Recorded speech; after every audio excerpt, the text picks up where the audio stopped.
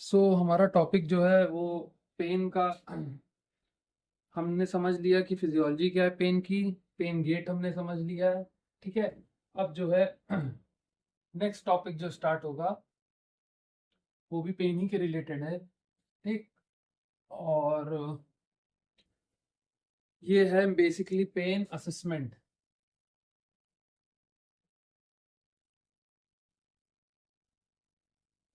ठीक है।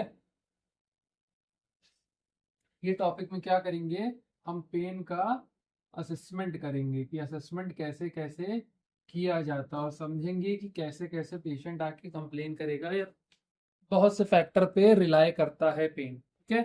क्योंकि ये एग्जामिनेशन वाली अभी वीडियोस चल रही हैं तो हमने पेन पूरा समझा दिया है और अब ये असेसमेंट पे आते हैं। ठीक है।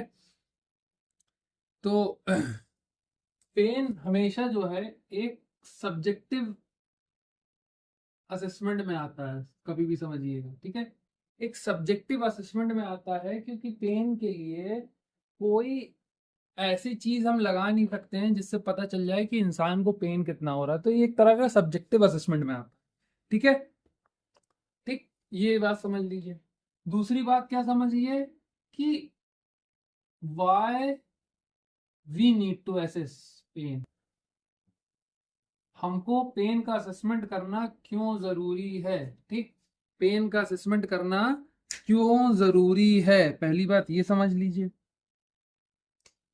क्यों जरूरी है ये करने के लिए कि सिवियरिटी पेशेंट में क्या है, पहली चीज। दूसरी चीज, आउटकम ट्रीटमेंट का क्या निकल रहा है, दवा सही चल रही है कि नहीं चल रही है। प्रोग्रेस क्या हो रहा है, पेन पहले ज्यादा था या और अब कम हुआ है कि नहीं हुआ है।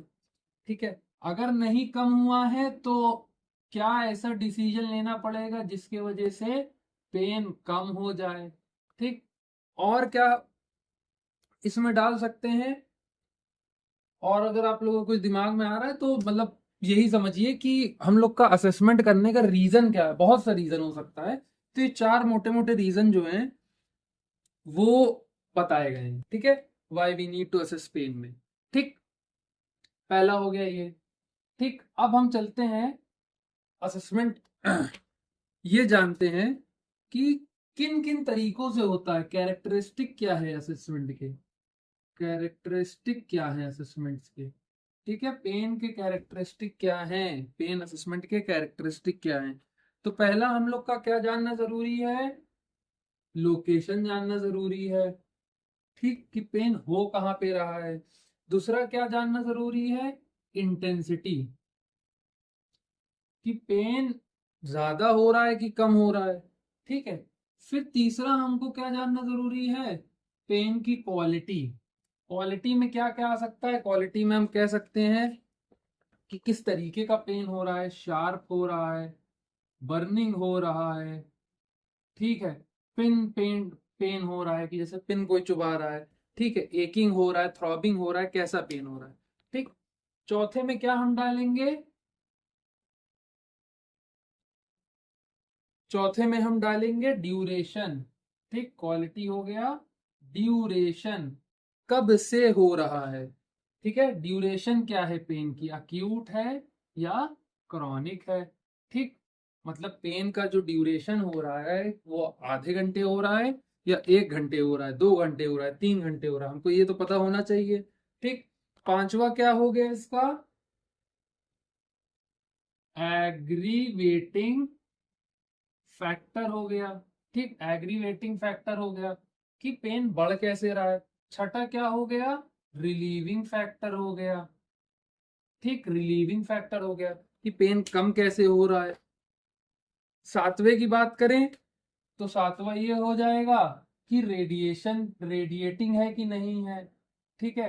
मतलब स्प्रेड हो रहा है या नहीं हो रहा है। ठीक है। इतनी सी बात समझ में आ गई।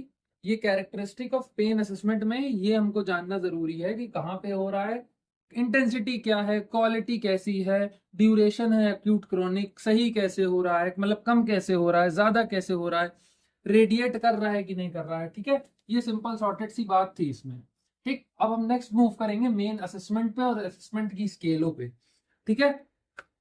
तो मोस्टली जो होता है, पेन की 4 टाइप की स्केल होती हैं। कितने टाइप की? 4 टाइप्स, 4 टाइप्स हैं पेन की स्केल में। पहला टाइप क्या है आपका? पहला टाइप है वास स्केल, ठीक है, जिसको मेजॉरिटी लोग यूज करते हैं। ठीक। दूसरा क्या है? एनपीआरएस, ठीक है, एनपीआरएस स्केल है। वास का मतलब होता है विजुअल एनालॉग स्केल, और एनपीआरएस का मतलब होता है न्यूमरिक पेन रेटिंग स्केल, ठीक है, एनपीआरएस। तीसरी स्केल क्या है? वर्बल रेटिंग स्केल, वीआरएस, ठीक है। पांचवा क्या है, चौथा क्या है? मैगिल क्वेश्चनियर, ठीक है, क्वेश्चनियर। क्वेश्चनियर मतलब मैगिल के क्वेश्चन आंसर, ठीक, मतलब क्वेश्चंस, बेसिकली क्वेश्चन ही पूछे जाएंगे। और आपकी पांचवा क्या है? फंक्शनल। 1 2 3 4 5, ठीक, इन टोटल 5 टाइप की होती हैं, ठीक है। टाइप भी नहीं है, गिन पा रहे हैं, 5 टाइप की स्केल्स होती हैं, ठीक है, 5 टाइप की स्केल्स होती हैं। और भी होती हैं, पर ये मेजोरिटी मोटा मोटा 5 टाइप की हैं, और इनका अलग अलग हर जगह अपना अपना काम है, ठीक है। कोई कुछ यूज करता है, कोई कुछ यूज करता है, ठीक। इतनी सी बात समझ में आ गई। तो हम स्टार्ट करेंगे फर्स्ट टाइप की स्केल से, जो कि है वास स्केल, ठीक है। वास का फुल फॉर्म क्या है? विजुअल एनालॉग स्केल, ठीक, विजुअल एनालॉग स्केल कहा जाता है, ठीक है। इतनी सी बात समझ में आ गई, ठीक। इसकी स्कोरिंग, या इसको ये मानते हैं, ये स्टार्ट होती है, पहले स्टार्ट होगी ये नो पेन, फॉर एग्जांपल 0 मानेंगे हम नो पेन को, और इनके जो बीच में आएगा, यहाँ पे हम कुछ नहीं करेंगे, सिंपल पेशेंट के सामने 0 लिखेंगे और कहेंगे कोई दर्द नहीं हो रहा है, और एक लाइन बनाएंगे, ठीक, लाइन में ऐसे ऐसे ऐसे ऐसे ऐसे ऐसे ऐसे ऐसे 9 बना देंगे, 8 बना देंगे, ठीक है। तो नो पेन 0 हो गया। अब पेशेंट से पूछेंगे कि पेन इनके बीच में रेट करो, ठीक है। तो एक में 0 में नो पेन, और इसमें 10 में एक्सट्रीम पेन। इसी की रेटिंग को क्या कहा जाएगा? वास्ट वास स्केल कहा जाएगा, ठीक है। वास स्केल, पेशेंट से हम खुद पूछेंगे कि इसी स्केल के बीच में तुम रेट करो कि पेन, अब पेशेंट ने कहा हाँ मुझे इस लेवल का हो रहा है, ठीक है, अगर ये मिड है तो मिड से थोड़ा सा कम हो रहा है, आधे से कम हो रहा है, ये आधे से ज्यादा हो रहा है, ठीक है, वो अपने हिसाब से आपको बता देगा, ठीक। इतनी सी बात समझ में आई, ठीक। तो इसमें हम लोग को नंबरिंग ये याद रखनी है। नंबरिंग क्या याद रखनी है? फॉर एग्जाम्पल, अगर पेशेंट आया, पेशेंट ने आपको बता दिया कि मुझे 3 हो रही है, तो हमको ये ध्यान रखना है कि 0 का मतलब क्या हो जाएगा? नो पेन, ठीक है, 0 का मतलब हो गया नो पेन। 1 से 3 के बीच में अगर है तो वो माइल्ड लेवल का पेन हो जाएगा, ठीक है। 4 से 6 के बीच में है, किसके बीच में? 4 से 6 के बीच में है, तो वो हो जाएगा मॉडरेट, ठीक, मॉडरेट हो जाएगा। और 7 से 10 के बीच में है तो वो चला जाएगा सीवियर में, या एक्सट्रीम पेन, या अनइमेजिनेबल इमेजिनेबल पेन में। अगर 10 है तो अनइमेजिनेबल और सीवियर पेन में आ जाएगा, ठीक है। तो ये तरीका है, ये पूरी वाज स्केल का तरीका है कि वाज स्केल फायदा क्या होता है और क्या क्या चीजें इसमें रहती हैं, ठीक है। ये सबसे सिंपलेस्ट होता है किसी का पेन नापने के लिए, कि भैया 1 से 10 के में बीच में बताइए कि आपको दर्द कितना हो रहा है, ठीक है। तो वो बताएगा कि 10 8 जो भी बताए वो अपने हिसाब से बताएगा, तो उस हिसाब से आप उसको असेस कर सकते हैं, ठीक है। अच्छा, इसका फायदा भी है, कुछ नुकसान भी है। फायदा क्या है इसका? एडवांटेजेस क्या है इसके? एडवांटेजेस ये है कि बहुत सेंसिटिव स्केल होती है, ठीक है, और ये स्मॉल चेंजेस आपको बता देगी। अगर आप प्रॉपर पेशेंट से पूछेंगे, फॉर एग्जांपल मेरे पास एक पेशेंट थे जिनको एंजाइटी वगैरह के मसले हो रहे थे, ठीक है, एंजाइटी वगैरह के मसले हो रहे थे। तो मैंने एक तरह की वासी स्केल यूज करके उनको बताया था, किस तरह, मतलब मैंने वास स्केल का यूज एंजाइटी में बताया था। तो मैंने उनको सजेस्ट किया था मैग्नीशियम खाने के लिए, ठीक है, मैग्नीशियम ग्लाइसिनेट खाने के लिए सजेस्ट किया था। और मैंने 3 दिन बाद उनसे पूछा कि उनका एंजाइटी का लेवल पहले कितना था, 0 था या 10 था? तो उन्होंने कहा अभी 1 2 दिन से तो मेरा लेवल 8 है, पर मैग्नीशियम खाने के बाद मेरा लेवल 4 तक आ गया। ठीक है, तो ये तरीका है ज्यादा आसानी से नापने के लिए। तो इसीलिए जो है इसकी सेंसिटिविटी बताई जाती है। 4 से 8 में आपको ये पता चल गया कि आधे का फर्क आया है, आधे का क्या है, फर्क आया है। ठीक है, तो ये एक तरह की इसके एडवांटेज है कि ये हाईली सेंसिटिव होती है। क्या होती है, हाईली सेंसिटिव होती है। ठीक है, हाईली सेंसिटिव होती है। और इसमें छोटे मोटे चेंजेस आपको पता चल जाता है। अगर वो 6 से 5 भी कहते हैं, 6 से 4 भी कहते हैं, 8 से 7 कहते, तब भी मैं ये बता सकता था कि मैग्नीशियम ग्लाइसिनेट का फायदा हुआ है उनको। ठीक है, अच्छा, कुछ अब एडवांटेज है तो कुछ डिसएडवांटेज भी होंगे। ठीक है, डिसएडवांटेज ये हैं कि अक्सर करके ओल्ड एज पेशेंट या एल्डर पेशेंट जो है वो सही से असेस खुद ही नहीं कर पाते हैं, और ये चीज खुद ही नहीं बता पाती कि उनको पेन हो कितना रहा था और अब कितना हो रहा है। क्यों, क्योंकि उनका कॉग्निशन इंपेयर हो जाता है। ठीक है, कॉग्निशन इंपेयर हो जाता है, चीजें इंपेयर हो जाती हैं, और कुछ इंसेंसिटिविटी के फैक्टर भी आ जाते हैं, तो उनको नहीं पता चल पाता है कि उनको पहले कितना दर्द हो रहा था और अब कितना हो रहा है। ठीक, तो पहला तो एल्डर पेशेंट हो गए। दूसरे वो पेशेंट हो गए जिनको कॉग्निशन में कॉग्निटिव इंपेयरमेंट है। कॉग्निटिव इंपेयरमेंट है, मतलब यंग एज में कॉग्निटिव इंपेयरमेंट हो गई ड्यू टू एनी डिजीज, तो उसके वजह से भी ये वास स्केल वहां पे फेल कर जाती है, सही से बता नहीं पाती है। ठीक है, इतनी सी बात ये पूरी समझ में आई वास स्केल की। ठीक, अब हम सेकंड कंटिन्यू करेंगे, कौन सी, एनपीआरएस। कौन सी कंटिन्यू करेंगे, एनपीआरएस। ठीक,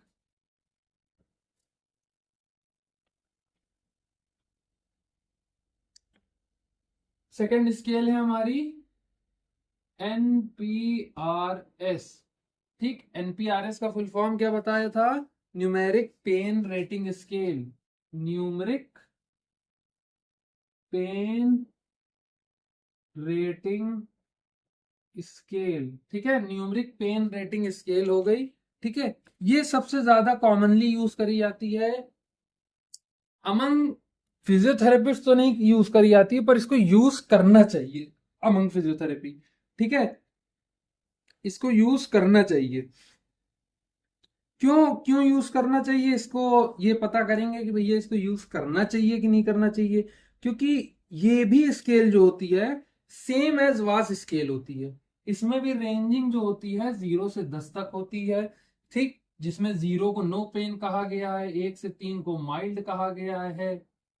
ठीक है, क्या कहा गया है, माइल्ड कहा गया है। 4 से 6 को मॉडरेट कहा गया है, और 7 से 10 को एक्सट्रीम कहा गया है। ठीक है, तो सेम यही पैटर्न पे एनपीआरएस और वास सेम वही पैटर्न पे चलते हैं। ठीक है, बस इसमें फर्क ये रहता है, इसमें मोस्टली ये फर्क रहेगा कि इसमें आप पेशेंट को ये नहीं कहेंगे कि ये लाइन बनाया, ये किया, वो किया। ठीक है, और ये बहुत फास्ट, मतलब सेम वही पैटर्न पे चलती है, सेम के सेम वही पैटर्न पे चलती है। बस इसका करने का तरीका थोड़ा सा आसान है कि आप किसी से फोन पे पूछ के भी कर सकते हैं बिना ये सब बनाए। ठीक है, बिना ये सब बनाए आप किसी से फोन पे भी पूछ के कर सकते हैं, यही इसका सबसे बड़ा फायदा है। ठीक है, एनपीआरएस समझ में आ गई, न्यूमरिक पेन रेटिंग स्केल समझ में आ गई आप लोगों को। अब हम नेक्स्ट पे मूव करेंगे। ठीक है, अब हम नेक्स्ट स्केल पे मूव करेंगे। ठीक, नेक्स्ट स्केल जो है हमारे पास वो है वीआरएस, वर्बल रेटिंग स्केल। ठीक, वर्बल रेटिंग स्केल है। ठीक, इसमें पेशेंट जो है वो अपने से दर्द बताएगा। ठीक, पेशेंट या तो पेशेंट को आप कोई चार्ट कोई टेबल नहीं देंगे, कोई डायग्राम नहीं बनाएंगे, कुछ नहीं कहेंगे। पेशेंट से आप ये कहेंगे कि ये बताओ, पेन अपने अपने हिसाब से बताओ, तुमको फील कैसा हो रहा है। तो पेशेंट अपने हिसाब से जो है बताएगा कि हाँ एकदम दर्द नहीं है, या कहेगा हल्की दर्द है। ठीक है, माइल्ड पेन है, या कहेगा हल्के से थोड़ा सा ज्यादा ही है। ठीक है, या मतलब आधा दर्द, आधी आधी दर्द है, या तो कहेगा अरे बहुत ज्यादा दर्द है। ठीक है, या तो कहेगा एक तरह से ये कहेगा कि अनबेरेबल पेन है, बिना झेलने वाला पेन है। तो ठीक है, तो ये इतनी सी बात आपके समझ में आ गई वर्बल रेटिंग स्केल में।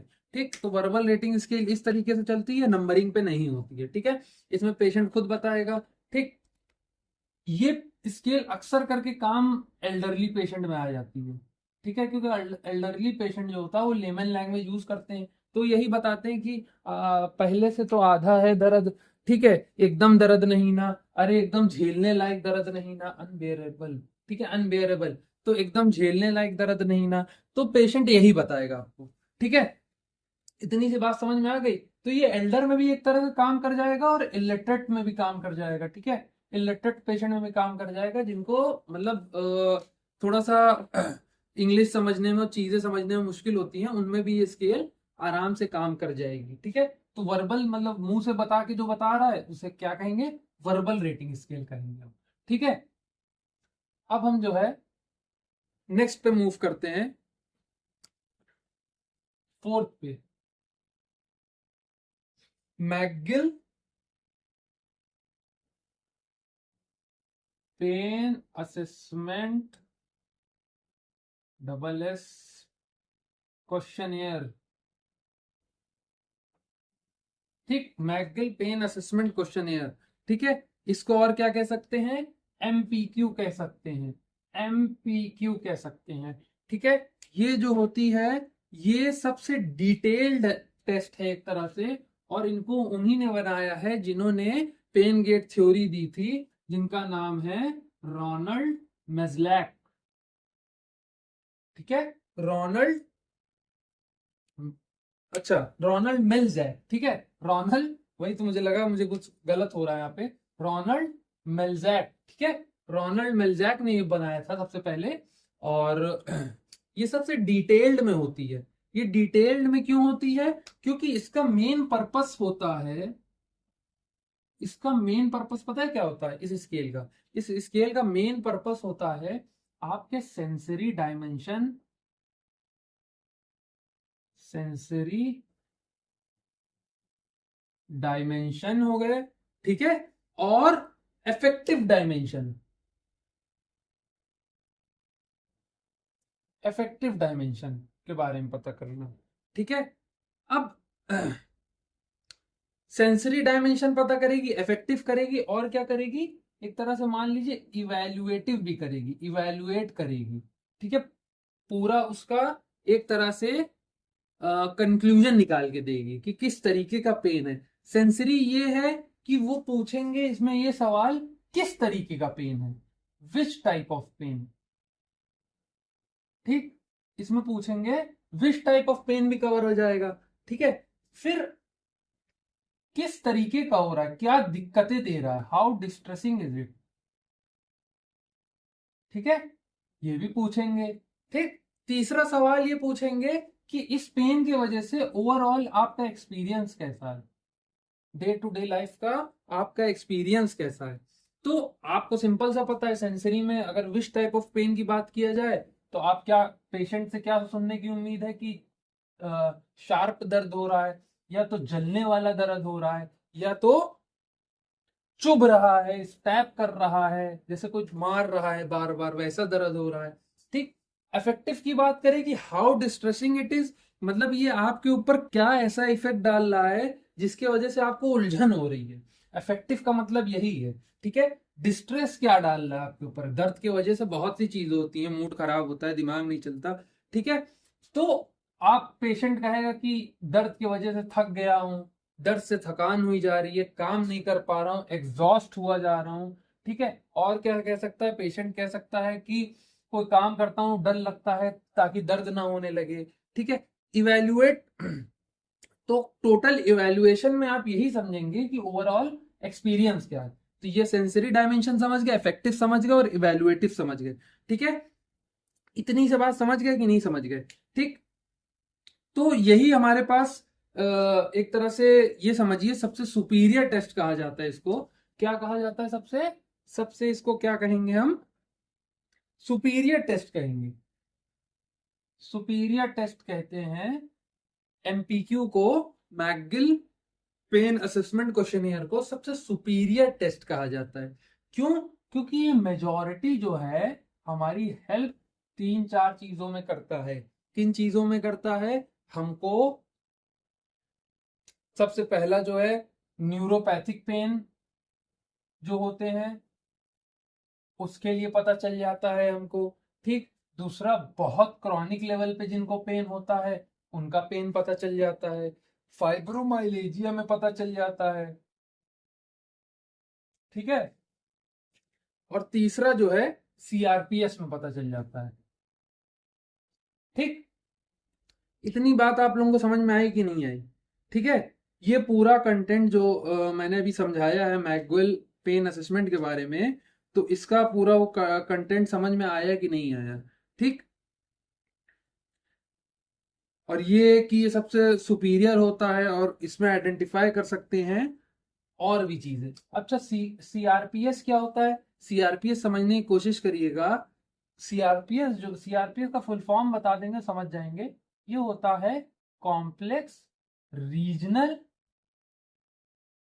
Pain syndrome. ठीक। कॉम्प्लेक्स रीजनल पेन सिंड्रोम के जानने में भी ये बहुत मदद करता है। ठीक है। इतनी सी बात समझ में आ गई? ठीक। और किसमें ये करेगा मदद? ठीक। ये क्रॉनिक पेन में करेगा, न्यूरोपैथिक में करेगा और फाइब्रोमाइलेजिया में करेगा। ठीक है। फाइब्रोमाइलेजिया जो कंडीशन होती है, इसमें क्या होता है, अक्सर करके पेशेंट के पूरे हाथ पैर या पूरे बदन में मस्कुलोस्केलेटल सिस्टम में पेन होने लगता है। मस्कुलोस्केलेटल पेन होने लगता है। ठीक है। मस्कुलो स्केलेटल पेन होने लगता है। इसी पेन के वजह से क्या होता है, पेशेंट सो नहीं पाएगा। ठीक। बहुत थका हुआ रहेगा। ठीक। इतनी सी बात समझ में आ गई? ठीक है। तो ये पूरा कंटेंट है मैकगुएल पेन असेसमेंट के बारे में। तो इतना सिंपल सा है और कुछ इसमें खास नहीं ना। ठीक। तो आपको बस ये 3 क्वेश्चन पेशेंट से पूछने हैं कि किस टाइप का पेन हो रहा है, हाउ डिस्ट्रेसिंग इट इज, और ओवरऑल एक्सपीरियंस। हम लोग अपनी डे टू डे लाइफ में ये तीनों सवाल पूछ लेते हैं, पर स्टिल हम लोग उसको कहेंगे कि हम लोग एनआरपीएस स्केल यूज करके या तो वाज वाज स्केल में डाल देते हैं। क्योंकि हम टाइप ऑफ पेन भी तो पूछते हैं पेशेंट से कि भैया आपको कैसा चुभने वाला दर्द हो रहा है, झुंझुनाहट हो रही, जलन वाला हो रहा है, रेडिएट कर रहा है, ये इस दर्द की वजह से और क्या क्या दिक्कत आ रही है आपको, और ये दर्द का ओवरऑल क्या मसला है, मतलब ये दर्द अगर हो रहा है तो इसके वजह से काम करने में दिक्कत हो रही है, क्या क्या हो रहा है। तो ओवरऑल हम लोग ये सवाल मैकगिल पेन असेसमेंट वाले पूछ ही लेते हैं पेशेंटों से, बिना ये पता हुए कि हम ये चीज पूछ रहे हैं। ठीक है। अब हम नेक्स्ट करेंगे 5th टाइप जो है हमारा।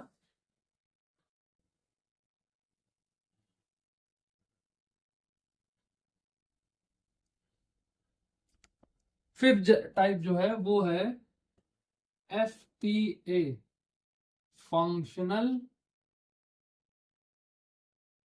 Pen assessment. ठीक है। Functional pain assessment. तो पेन हमेशा जो है वो ये माना जाता है कि कोई ना कोई फंक्शन से एसोसिएट करके पता करा जाए। पेन एसोसिएटेड विथ फंक्शन, मतलब देखिए सबकी अपनी अपनी जानने की चीजें। अब किसी को वास पसंद है कि भैया बैठे हुए हो, तुमने पूछा पेन कैसा हो रहा है, अब पेन उसने बता दिया। फंक्शन क्या है, मतलब पेन एसोसिएटेड फंक्शन क्या है, इसका ये मतलब है पेन जब होगा जब कोई फंक्शन उससे एसोसिएट हो या कोई काम उससे एसोसिएट हो। ठीक। आप पेशेंट से इसमें सिंपल सॉर्टेड से क्या सवाल पूछेंगे, मोस्टली लोग क्या पूछेंगे कि भैया चलते टाइम दर्द हो रहा है, बैठते टाइम हो रहा है, खड़े होते टाइम हो रहा है, सोते टाइम, भागते टाइम हो रहा है, सोते टाइम हो रहा है, यही सब पूछेंगे। ठीक है। सिंपल सॉर्टेड सा है, कोई उतना बहुत बड़ा कॉम्प्लिकेशन नहीं है इसमें। ठीक है। तो फंक्शनल पेन असेसमेंट यही है पूरा, इन स्पेशल यही है। ठीक। अब इसके बाद देखिए फंक्शनल पेन असेसमेंट में पेन एसोसिएटेड फंक्शन आप समझ गए। ठीक। और ये समझ गए कि ये फंक्शन करने के बाद पेशेंट को दर्द हो रही है। ठीक। अब इसके बाद हम नेक्स्ट मूव करते हैं कुछ और पेन स्केलों पे। ये 5 टाइप के नॉर्मल वाले आप समझ गए। ठीक है। 5 टाइप के आप नॉर्मल वाले समझ गए। अब कुछ ऐसी स्केल यूज करते हैं जो कि बहुत स्पेशल पेन स्केल होती है। इसको इसका नाम ही एक तरह से कह सकते हैं स्पेशल पेन स्केल। ये स्पेशल क्यों होती है? ठीक है, ये स्पेशल क्यों होती है? ये टाइप्स में नहीं ना, ये नॉर्मल मैं बता रहा हूँ। Special pain scale, special pain scale में देखिए समझिएगा, पहली जो स्केल आती है वो फेस की होती है, फेस पेन स्केल। ठीक है, शक्ल पे दिख जाना।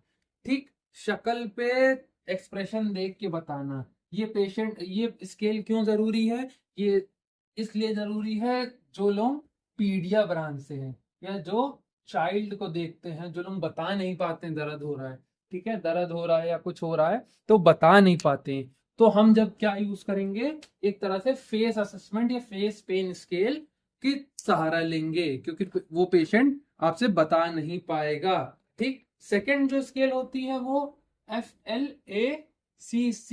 ठीक, ये होती है। फ्लैग का फुल फॉर्म बेसिकली क्या है?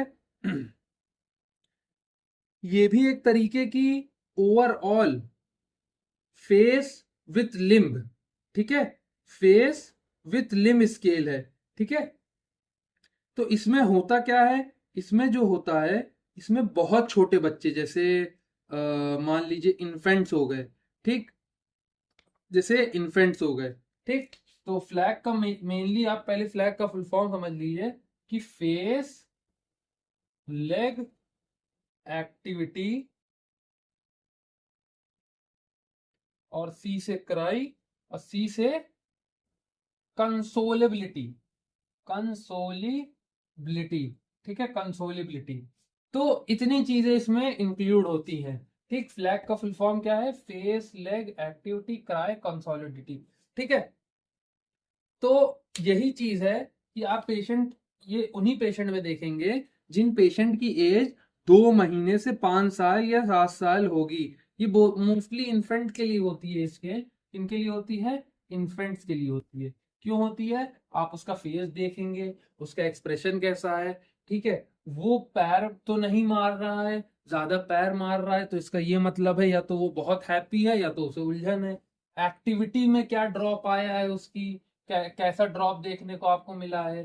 ठीक है, वो रो रहा है कि नहीं रो रहा है। ठीक है, और रही बात कॉन्सेलेबिलिटी की, कि वो माना जा रहा है कि नहीं मान रहा है। आपने उसको उसकी फेवरेट चीज दे रही तो वो मान रहा है कि नहीं मान रहा है। तो अगर ये सब चीजों में फेस भी खराब बनाए हैं, पैर बहुत मार रहा है, एक्टिविटी भी नहीं कर रहा, कुछ रो बहुत रहा है और कंसोलेबिलिटी भी नहीं ना, तो आप क्या समझेंगे? ये पेशेंट को पक्का पेन हो रहा है। ठीक है, इन पेशेंट्स को पेन हो रहा है। ठीक, इतनी सी बात समझ गए? ये सिंपल सॉर्टेड सी पूरी बात थी। जो स्पेशल पेन स्केल में दो आती हैं, ठीक, 1 और 2। पहला फेस पेन स्केल और दूसरा फ्लैट फेस पेन स्केल। जो पीडिया नहीं कह सकते, फेस पेन स्केल एकदम बच्चों का नहीं कह सकते, हम चाइल्ड कह सकते हैं या उन बच्चों को कह सकते हैं जो अपनी दर्द सही से बता नहीं पाते हैं। फॉर एग्जाम्पल कुछ बच्चे जो होते हैं उनको कुछ अगर पैर में दर्द हो रहा है, कहीं दर्द हो रहा है, तो वो सहलाते रहेंगे पर बता नहीं पाते हैं। तो ये ऑब्जर्वेबल स्केल टाइप की है, दोनों ऑब्जर्वेबल स्केल टाइप की है। इसमें पेशेंट का कोई भी इन्वॉल्वमेंट आपको देखने को नहीं मिलेगा। ठीक है, अब बात करें कुछ बीमारियां जिनमें हम कौन कौन सी स्केल यूज कर सकते हैं। ठीक है, तो न्यूरोलॉजी के हिसाब से अगर आप बात करें स्ट्रोक की, तो स्ट्रोक में जो है आप कौन सी स्केल यूज कर सकते हैं? सबसे पहली स्केल जो यूज करी जाती है वो NPRS है। ठीक है, NPRS NPRS है। दूसरी जो है वो वास है।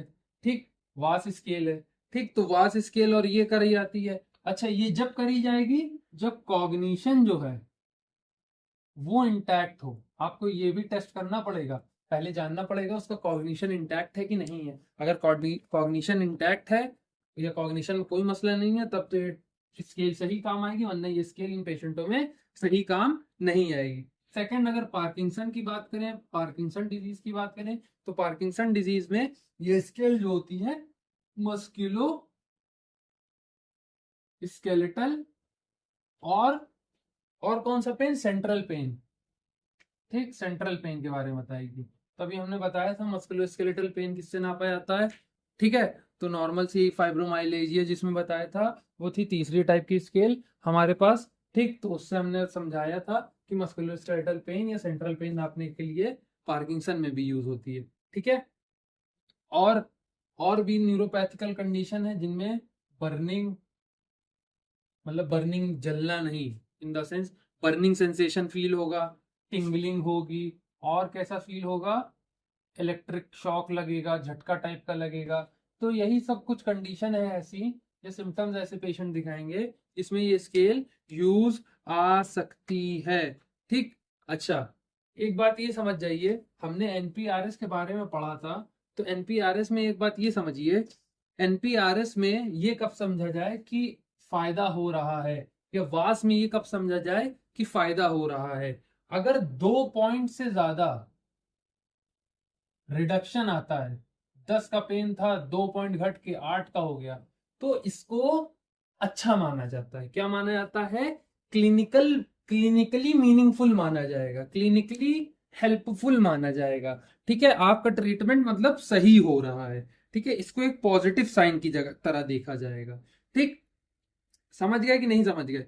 ठीक है, तो अब इतना समझ गए कौन सी स्केल किसमें यूज आएगी। एनपीआरएस और वास हम लोग फिजियोथेरेपी में ज्यादातर यूज करते हैं। कौन सी पेशेंट, एनपीआरएस जो है वो मोस्टली आप जो है पेशेंट्स को दे सकते हो, मतलब इलिटरेट पेशेंट या एल्डरली पेशेंट को नहीं समझा सकते।